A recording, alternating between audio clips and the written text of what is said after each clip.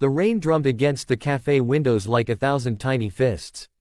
Inside, warmth glowed from hanging lights, and the smell of fresh coffee filled the air. But in that moment, warmth was the last thing Emma felt. She sat alone at a wooden table, her hands wrapped around a glass of red wine she hadn't touched. Her eyes were fixed on nothing. Her heart was somewhere far away. Distant. Heavy. Behind her, a man in an expensive coat entered with a little girl. The child's red jacket was bright against the gray evening. They walked past Emma without a glance. But then the man stopped. He turned back. His eyes landed on Emma. A slow, cruel smile spread across his face. Well, he said loudly. Too loudly. Look who's here. Emma's body went stiff. She didn't turn around. Emma, right. His voice dripped with mockery. I heard about you. Still pretending to be someone important. A few heads turned. Whispers started. Emma's fingers tightened around the glass. Her throat burned, but she said nothing. The man walked closer. His daughter tugged at his sleeve, confused. He ignored her. You know, he continued, his voice echoing in the quiet cafe, my wife told me about you. Said you used to work at some fancy place. But now, he laughed. Now you're just, this. Emma's eyes filled with tears. She blinked them back. Sitting here alone. No job. No status. Nothing. He shook his head, pretending to pity her. How far you've fallen. The cafe went silent. Even the barista stopped moving. Emma finally looked up. Her voice was soft. Broken. Please, just leave me alone. The man smirked. Why? Truth hurts. And that's when the door opened again. A gust of cold air swept in. Snowflakes swirled through the entrance. And a man stepped inside. He was tall, calm, dressed in a dark coat, his face shadowed by the winter evening. He didn't say a word. But his presence filled the room like thunder before a storm. His eyes found Emma immediately. And then they found the man standing over her. The cruel man's smirk faded. His face went pale. He took a step back. Mr. Lawson, he stammered. The tall man walked forward slowly. His footsteps were the only sound in the entire cafe. Is there, he said quietly, his voice like steel wrapped in silk, a problem here? The cruel man's hands began to shake. I didn't know. You didn't know what? The tall man stopped right in front of him. His gaze was ice. That the woman you just humiliated, is my wife. The room gasped. Emma looked up, her tears spilling over now. Not from sadness, but from something else. Relief, love, and the weight of months of silent suffering. The cruel man's mouth opened and closed like a fish out of water. I'm so sorry, I didn't. You didn't think, the tall man interrupted. You saw a woman sitting alone and decided she was weak. You saw someone you thought had no power, no voice, and you attacked. His voice grew colder. Do you even know who she is? The man shook his head, his arrogance completely gone. The tall man stepped closer. Her name is Emma Lawson. She was the chief operations officer of Lawson Enterprises. She left that position 6 months ago. Not because she failed, but because she wanted to do something more important.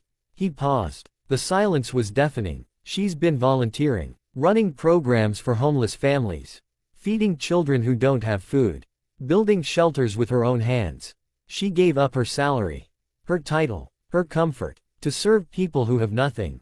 The cruel man's face turned red. Shame poured over him like boiling water. And you, the tall man continued, his voice sharp as a blade, thought she was nothing. Because she didn't wear her success like a crown. Because she chose humility over pride. He turned to his wife. His expression softened instantly. He knelt beside her, taking her hand gently. I'm sorry I'm late, he whispered. Emma smiled through her tears. You're right on time. He stood, helping her to her feet. Then he turned back to the man. You owe her an apology. A real one. The cruel man's voice cracked. I'm so sorry. I was wrong. Completely wrong. Emma looked at him. Her eyes held no anger. Only sadness. I forgive you, she said softly. But I hope you learn something from this. She turned to the little girl, who had been watching everything with wide, confused eyes. Emma knelt down to her level. Sweetheart, she said gently, never judge someone by how they look. Or where they sit. Or what they wear. You never know what someone has been through. Or what kind of heart they carry. The little girl nodded slowly, her innocence still intact. Emma stood. Her husband wrapped his arm around her. Together, they walked toward the door. But before they left, the tall man stopped. He looked back at the cruel man one last time. "By the way," he said calmly, "you work for Reynolds Corp., don't you?" The man nodded, fear creeping back into his face. "Not anymore. I'll be speaking with your CEO in the morning. We do business together. Or we did." The man's face went white. "Consider this your lesson," the tall man said. "Words have consequences. Cruelty has a cost." And with that, he and Emma stepped out into the snowy night. The cafe remained silent for a long time after they left. People stared at their tables. At their hands. At nothing. The cruel man stood frozen, his daughter still holding his hand. The barista finally spoke, her voice quiet. "That was Emma Lawson." Another customer whispered, "I heard about her. She gave up everything to help the homeless. My friend's kid was in one of her programs. She used to run a billion-dollar company," someone else said. "And she walked away. Just to serve people no one else cared about." The cruel man sank into a chair. His daughter climbed into his lap. "Daddy," she said softly, "why were you mean to that nice lady?" He had no answer. Outside, the snow fell heavier now. Emma and her husband walked slowly down the sidewalk, her head resting on his shoulder. "You didn't have to do that," she said. "Yes, I did." His voice was firm but warm. "You've been carrying this weight alone for too long. People see you out there every day, working, serving, giving everything you have. And they don't know who you are. They don't see what I see." She stopped walking, looked up at him. "And what do you see?" He smiled. "The strongest person I've ever known." Tears filled her eyes again. But this time, they were different. These were tears of being seen. Of being loved. "I didn't leave my job because I was tired of it," she said quietly. "I left because I realized something. All the money, all the power, all the success, it didn't mean anything if I wasn't using it to help people who really needed it." He nodded. "I know. And I've never been more proud of you." They stood there in the snow, holding each other as the world moved around them. "Do you regret it?" he asked. "Giving up the title, the recognition?" She shook her head. "Not for a second. Even after tonight." She smiled. "Especially after tonight. Because that man in there. He'll remember this moment. Maybe it'll change him. Maybe it won't. But at least the seed is planted." He kissed her forehead. "You're a better person than I am." "No," she said. "We're just different. You fight battles in boardrooms. I fight them in shelters. Both matter." They started walking again, their footsteps crunching in the fresh snow. "You know," he said after a moment, "I wasn't joking about calling his CEO." She laughed softly. "I know. He humiliated you. In public. He deserves consequences." "Maybe," she said. "But don't ruin his life. Just make sure he learns." He looked at her, amazed. "Even after what he did, you're still thinking about his well-being." "I'm thinking about his daughter," she corrected. "She shouldn't suffer because her father made a mistake." He squeezed her hand. "You're incredible." The next morning, the cruel man, whose name was David, sat in his office, staring at his computer screen. His hands were still shaking. An email had arrived at 6 a.m. From his CEO. "David, we need to talk." "My office. 9 a.m. Don't be late." He knew what it was about. Of course he did. He thought about his daughter. About his wife. About his mortgage. He thought about Emma's face. The pain in her eyes. The grace in her forgiveness. At 8:55, he walked into his CEO's office. The CEO was a stern man in his 60s. He didn't smile. "Sit down." David sat. "I got a call this morning," the CEO said slowly. "From Marcus Lawson. Do you know who that is?" David nodded, his mouth dry. "He told me what you did last night. To his wife. In a public cafe. In front of a child." David's eyes dropped to the floor. "He asked me not to fire you." David's head snapped up. He said his wife asked him to give you a second chance.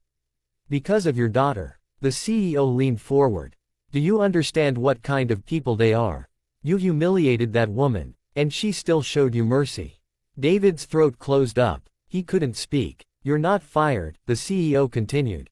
"But you're on probation. 6 months. And during that time, you're going to volunteer. 20 hours a month. At one of Emma Lawson's shelters." David blinked. "What? You heard me. You're going to see firsthand what she does. Who she helps. Maybe then you'll understand the kind of person you attacked." David nodded slowly. Yes, sir. And David, the CEO's voice softened just slightly. Don't ever let me hear about you treating anyone like that again.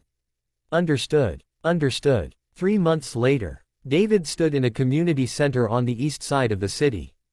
He was serving soup to a line of people, men, women, children, who had nowhere else to go. His hands were steady now. His heart was different. Emma walked by, carrying a box of supplies. She saw him and stopped. David. He looked up. Mrs. Lawson. She smiled. Just Emma. He set down the ladle. I wanted to say thank you. For what? For not destroying my life. For giving me a chance to become better. She shook her head. I didn't give you the chance. You did. By showing up. By doing the work. He looked around the room. At the people eating warm food. At the volunteers laughing together. At the children playing in the corner. I never knew, he said quietly. I never knew people like this existed. I never saw them. Most people don't, Emma said. Until they choose to. He nodded. My daughter asks about you. She wants to volunteer too.